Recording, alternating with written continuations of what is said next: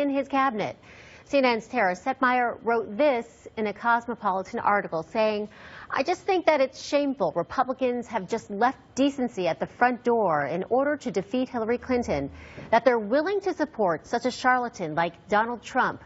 There needs to be a mea culpa to women after this election from every single Republican official who continued to support Donald Trump, even though it was revealed that he was clearly a sexist and potentially a sexual predator." Well, Tara joins us now. Good morning, Tara. Good morning. Do you think that there's a way to actually reshape the Republican Party?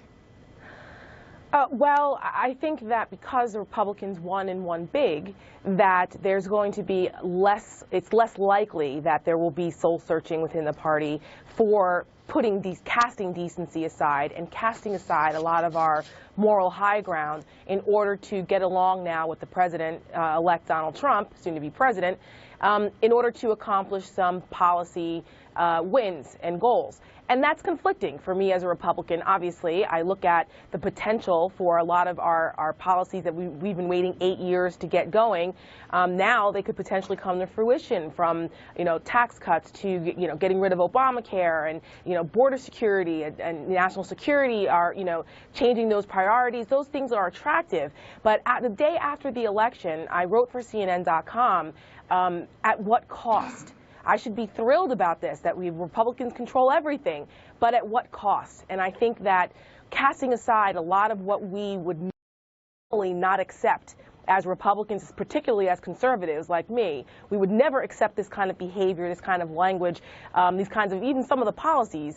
We would never accept that, but for some reason now, everything's okay, it's honky-dory, we're just going to all get along and forget about what happened during the campaign, and I just hope that that's not the case. We've got to hold Donald Trump accountable. But you did say that you are willing to give Trump a chance. It is early in the game already. Do you think that there will be a positive side of a Trump presidency?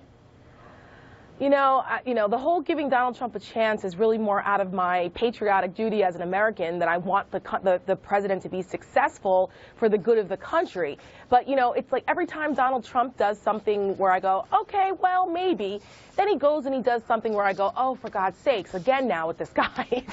So it's like he takes 2 steps forward and 5 steps back. And, the appointment of Steve Bannon, this obsession he has with tweeting at the cast of Hamilton, for goodness sakes, has been going on for 2 days. Like, these kinds of things just continue to demonstrate to us that the character deficits of Donald Trump are potentially really consequential when he's now president of the United States. He could get away with that as a candidate, but now every single thing he does has consequences, and it's concerning. So, do I think there's some positives? Potentially. I mean, there are some policies that I agree with Donald Trump on, and I think that the Republicans in Congress may be able to massage him enough to get some of those things through, like repealing Obamacare, tax cuts, taking regulations off the necks of small businesses, and border security. Those things I think are good for this country. But how Donald Trump actually governs is a mystery to everyone, and that could potentially overshadow any policy wins that we might get, because there's a lot at stake here. Tara, who did you vote for in the presidential election?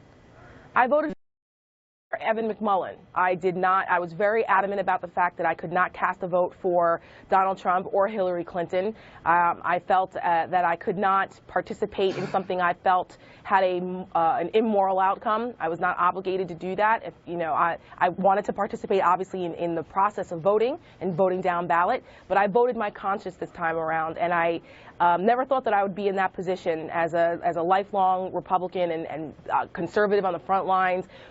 Excited to cast a ballot, but this time around it was difficult. But at least I knew that I voted for someone who I could be proud of, and I could explain to children why I did it. A lot of pundits, contrary to what a lot of pundits said, a lot of women voted for Donald Trump. Why do you think that is? Yeah, I have to say that was one of the biggest surprises, other than Donald Trump winning the whole thing. The fact that the gender gap was almost equivalent to what it was with between Mitt Romney and Barack Obama in 2012, which was very surprising to me. But when you look at it a little bit further, you realize that really it was economic anxiety and the fact that so many people felt as though that they were unheard, they were ignored by Washington, and they just wanted change, and at any cost.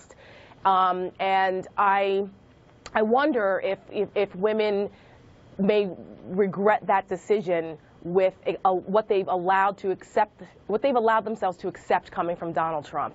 I think we have to really be careful about voting emotionally about something and not thinking about the long-term consequences and what the message of that is, because we shouldn't rationalize away things that are immoral, things that are unacceptable. When you start to do that, then you really lose all sense of moral compass, and I'm concerned about what that looks like down the road. And politically, that Democrats will come back to haunt Republicans, because Democrats, they're not going to sit by and wallow in the loss.